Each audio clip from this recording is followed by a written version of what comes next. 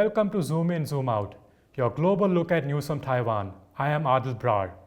Taipei has just hosted the third edition of India-Taiwan Dialogue, where both sides discussed semiconductors, talent exchange, and regional security matters. India has become a priority for Taiwan's trade and diplomatic efforts in recent years.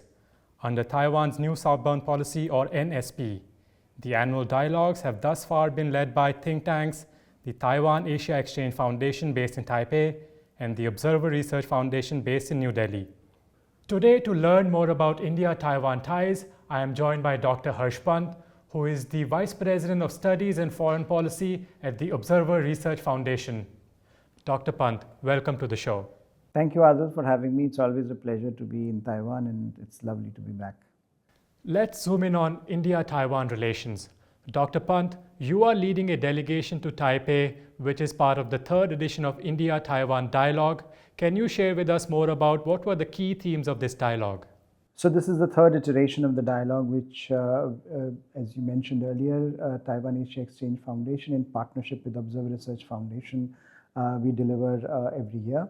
And this year, of course, is a very important year because of the changes in the administration in some ways. We have the continuation of both DPP here, Mr. Modi in India, but of course these are new governments and the new leadership in Taiwan, and the continuation of Prime Minister Modi's new cabinet in his third term. So I think what this dialogue aimed to do is to map out the scope of the partnership, which had been growing in critical areas such as technology and semiconductors, geopolitical appreciation of each other's position, as well as looking at how we can enhance the cultural relations between the two nations at a time of great geopolitical flux and at a time when we have also seen very significant elections happening in the US. One of the key policies for Taiwan is the new Southbound policy, which is driving Taiwan-India relations. What are your expectations from the policy and especially the new administration of Lai Ching-te? What do you think this policy can do for Taiwan-India relations? I think we are all hoping that the Lai administration would continue to put India at the heart of their new Southbound policy, as we have seen in the previous administration. And I think there are signs that they intend to do that. I think there are signs that India is being looked at as an important partner over the long term, because in a sense, the scale that India gives to Taiwan and Taiwan's industry and Taiwan's capabilities, very few countries in the region are able to offer that. Of course, there are challenges in the immediate term.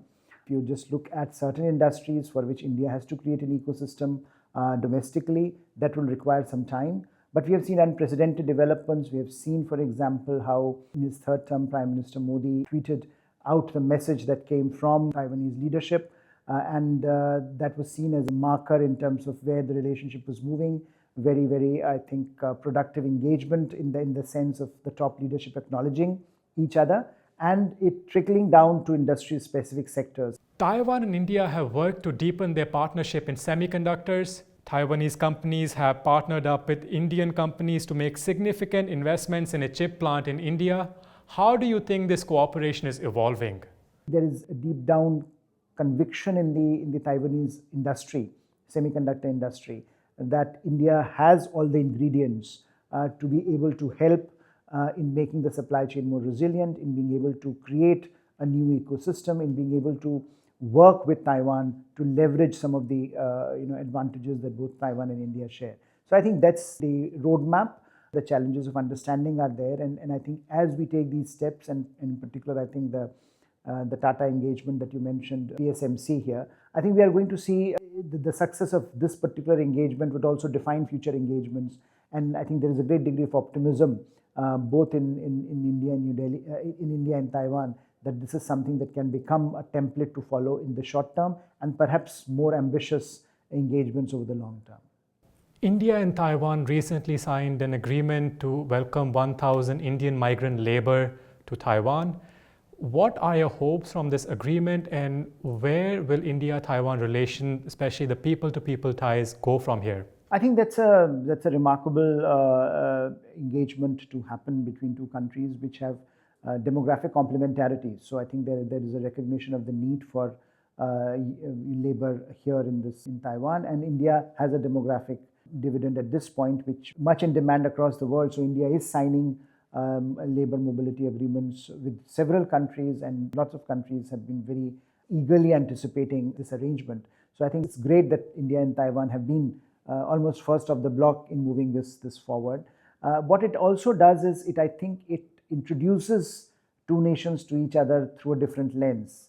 Elites know each other, but I think unless people-to-people ties are strengthened, and in particular you have this kind of labor mobility where professionals and labor is moving between seamlessly across two entities, it becomes very difficult to generate sort of the top-down momentum. So I think with this, certainly one hopes that not only will it help the two economies with two societies, but it also then give a new impetus to a lot of other things that India and Taiwan want to do together. India's own Act East policy promotes deepening ties with East Asia. Can this policy address the changing needs of Taiwan-India relationship? Yes, I think this is the year when we are celebrating a decade of India's Act East policy. So it started with Prime Minister Modi articulating this in 2014 when he came to office for the first time, making it the shift from Look East to Act East. And the idea was that it is not simply about forging bilateral or regional economic engagements, but also looking at economic ties through a more strategic lens. India has now made a case that we are linked with countries in the region, both through maritime and land borders. We have land borders with Myanmar, and that is something that I think India is saying that we are part of Southeast Asia and East Asian landscape. In more than one ways, India and Taiwan converge because you have this convergence of Southbound policy and Act East policy. You have this convergence of both India and Taiwan wanting a more stable, prosperous, and free Indo-Pacific. So I think the broadening of this idea of the Indo-Pacific has really made it possible for India and Taiwan to work together and to envision a new partnership based on today's concerns and today's challenges. Let's zoom out now to look at the broader Indo-Pacific region. China and India recently agreed to withdraw troops from their border on the front lines of the Depsang and Demchok areas to ease tensions. Do you view this as a reset in China-India relations? And what could it mean for regional security in the Indo-Pacific? What I think the India-China engagement, re-engagement has done in October, that is last month, is basically to solve a particular problem that was festering from 2020, which was that China had unilaterally decided to alter the status quo along the LAC. And I think that's what has led to a situation where the relations went into a deep freeze, where India took certain, both militarily and economically, certain policy positions, which was seen as taking on China directly and telling China that unless you restore status quo ante along the border, we are not going to go back to the basic normalcy that should exist between two neighbors. And I think by, in some ways, acknowledging that, by signing this pact or by agreeing to this pact of disengagement, China has, in some ways, also acknowledged that there was a problem in Chinese behavior which they need to rectify, because only when they do that will the situation get back to normal. So I think that has now been addressed. Now, that does not change the very nature of the relationship between India and China, because that's a very specific issue in a broader India-China relationship, where many in India, I think, don't trust China as an actor. There is a sense of mistrust that got increased after the Galwan crisis of 2020, because China one fine day decided that we want to change the status quo unilaterally along the border. But there are issues about whether China acknowledges India's rise as a global player, whether China acknowledges India's space in the Indo-Pacific, where China considers India as a player that can be positioned as a peer in the region. And I think those challenges continue to exist, and those have not materially changed. The US has elected Donald Trump as its next president. How might this administration impact geopolitics in Indo-Pacific? And what could that mean for Taiwan and India? I think that's a very difficult question to answer in a short period of time, because Mr. Trump's impact has been quite significant in the Indo-Pacific, even in his first term, and he remains a very unpredictable leader. So I think unpredictability is part of his character in some ways, and that defines his leadership style. And I think that's why a lot of the countries, a lot of the entities in the region, in the Indo-Pacific, would be looking at very carefully what he does in his first few months in office. But there is no doubt that in his first term, for example, he challenged the fundamental assumptions about China, and by doing so, he changed the discourse on China in the West. So a lot of the credit, for example, post his term that we saw in terms of strengthening alliances, in terms of mobilizing of public opinion in the West, in terms of taking a more robust position vis-a-vis Chinese economic coercion that we have seen, I think it goes to Mr. Trump that he could configure a policy response and change that basic assumption about China. And since then, Biden administration, in fact, continued and doubled down on some of his policies, whether it was targeting China on tariffs with regard to economy, or whether it was building Indo-Pacific alliance architecture. I think in the second term, Mr. Trump faces geopolitically very different world. And in that sense, he will have to, I think his focus remains on ending the Russia-Ukraine war. But also it would mean that he believes in burden sharing.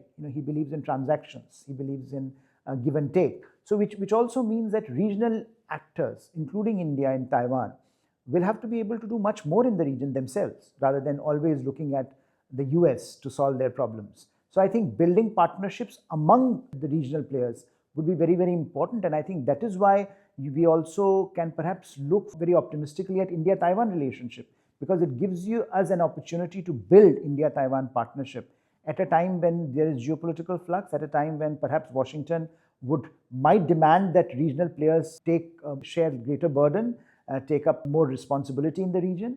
And I think that's where we have seen India and Taiwan move forward. So I think there are going to be challenges and there are going to be opportunities, and it is for the regional actors to imbibe them and to make the most of them. Would India play a role in a conflict in the Taiwan Strait? If so, what would that role be?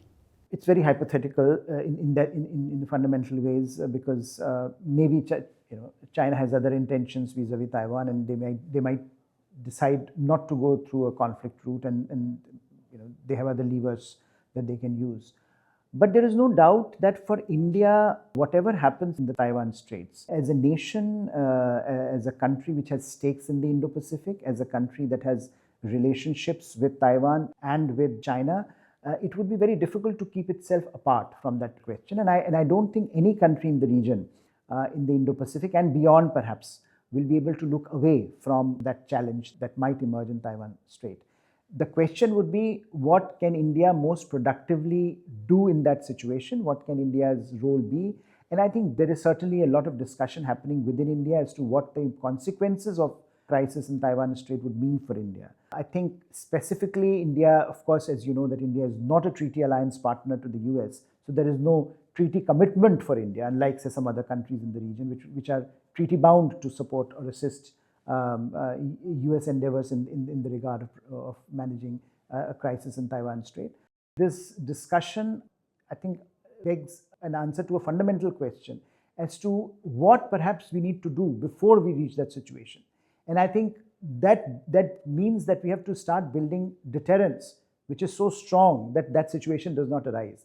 So I think before we reach that level, perhaps we need to think and we need to engage with each other much more robustly and substantively.